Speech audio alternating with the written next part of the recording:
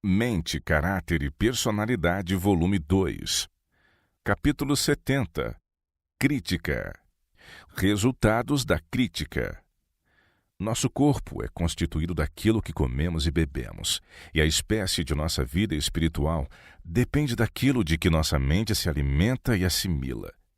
Demorando-se continuamente nos erros e defeitos dos outros, muitos se tornam dispépticos religiosos. O Senhor nos ordenou: tudo o que é verdadeiro, tudo o que é respeitável, tudo o que é justo, tudo o que é puro, tudo o que é amável, tudo o que é de boa fama. Se alguma virtude há e se algum louvor existe, seja isso o que ocupe o vosso pensamento. Filipenses 4, verso 8. Mas os que estão ocupados em dissecar as palavras e atos dos outros, para descobrir tudo o que é objetável, deixam de discernir as coisas boas e agradáveis. Não comem do alimento apropriado a promover a vitalidade espiritual e o crescimento sadio. Respeitai e amai-vos uns aos outros. Enquanto deixarmos predominar na lembrança os atos desagradáveis e injustos de outros, parecer-nos-á impossível amá-los como Cristo nos ama. Se, porém, nossos pensamentos se fixam no extraordinário amor e piedade de Cristo para conosco, esse mesmo Espírito irradiará de nós para os nossos semelhantes. Cumpre-nos amar e respeitar uns aos outros, não obstante as faltas e imperfeições que não podemos, malgrado nosso, deixar de notar neles. Necessitamos cultivar a humildade e a desconfiança de nós mesmos, bem como paciente benevolência para com as faltas do próximo. Isso destruirá em nós todo o mesquinho egoísmo, tornando-nos magnânimos e generosos. Criando um mundo irreal. Podeis criar na mente um mundo irreal e imaginar uma igreja ideal, onde as tentações de Satanás não incitem para o mal, mas essa perfeição só existe em tua imaginação. O mundo é um mundo caído, e a igreja é um lugar representado por um campo em que medram joio e trigo. Terão de crescer juntos até a ceifa. Não é dever nosso desarraigar o joio segundo a sabedoria humana, para que, por sugestão de Satanás, não se dê o caso de que o trigo seja arrancado na suposição de ser joio. A sabedoria que vem de cima se oferece ao que é manso e humilde de coração, e essa sabedoria não o levará a destruir, mas a erguer o povo de Deus. Restaurar e curar. Precisamos olhar as faltas dos outros não para condenar, mas para restaurar e curar.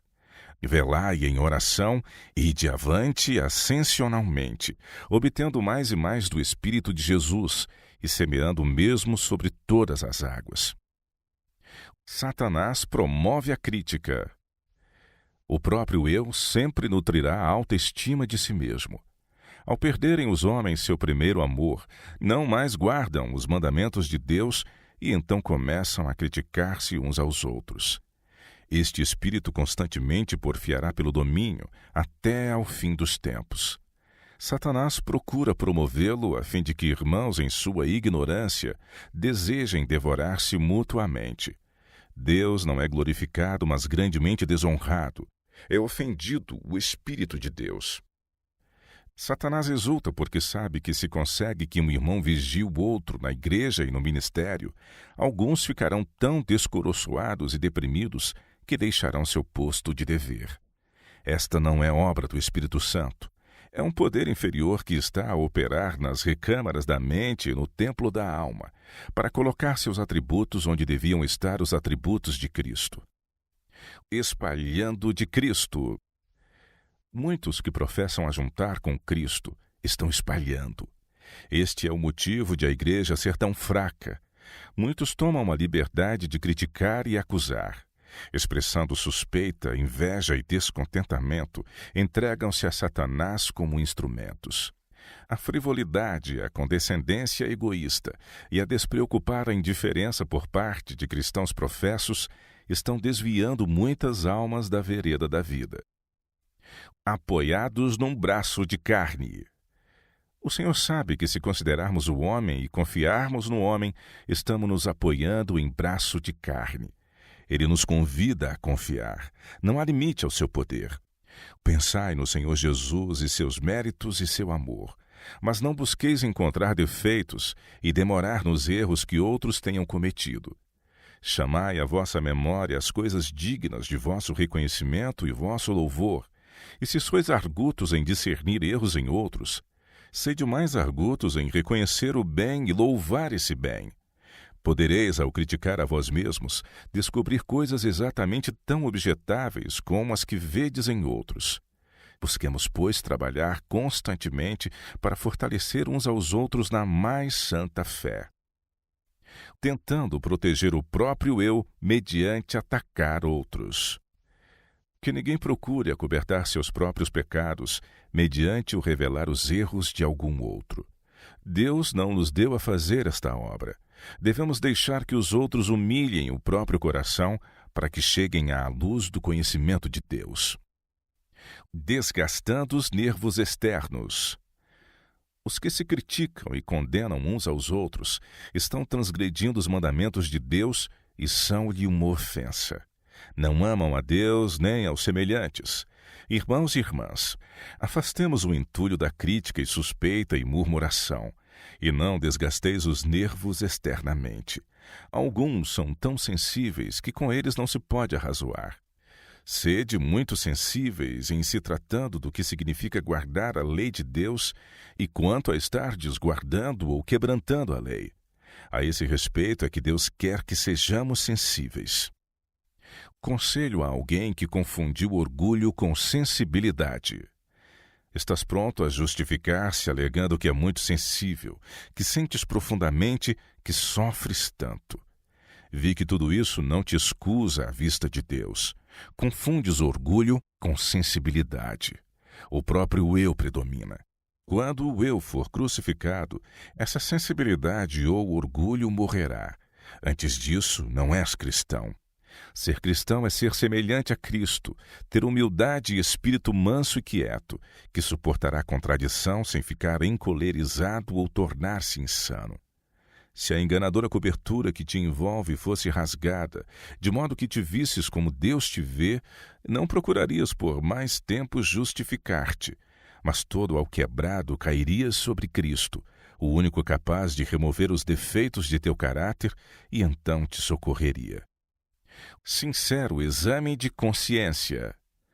Se todos os cristãos professos usassem suas faculdades investigadoras para ver quais os males que neles mesmos carecem de correção, em vez de falar nos erros alheios, existiria na igreja hoje uma condição mais saudável.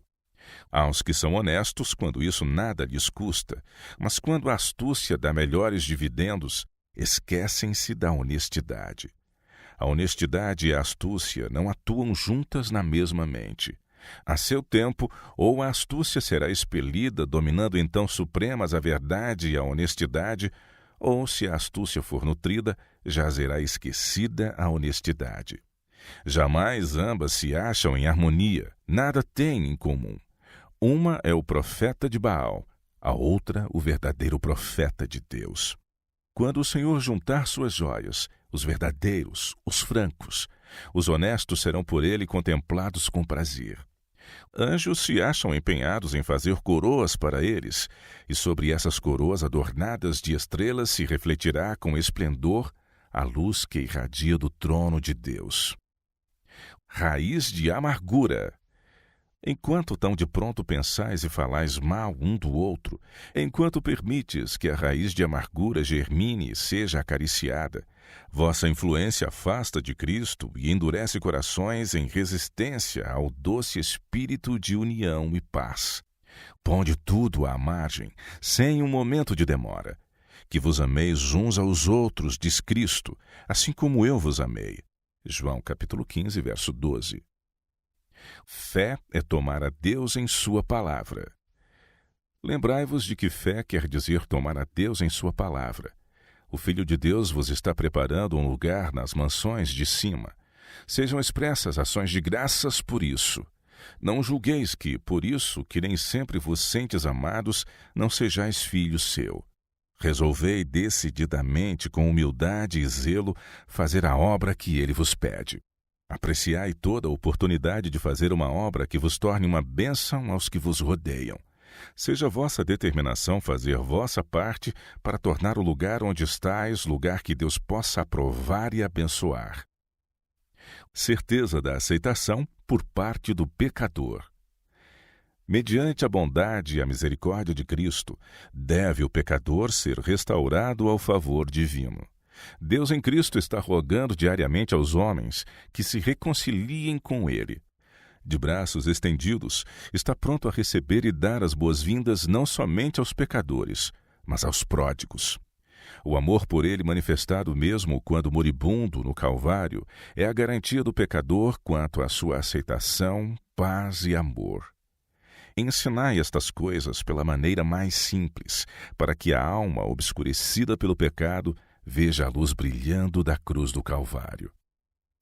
Eu vos aliviarei.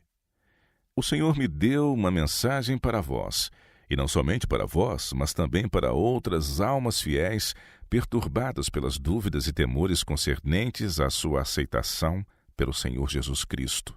Sua palavra para vós é: não temas, porque eu te remi. Chamei-te pelo teu nome. Tu és meu.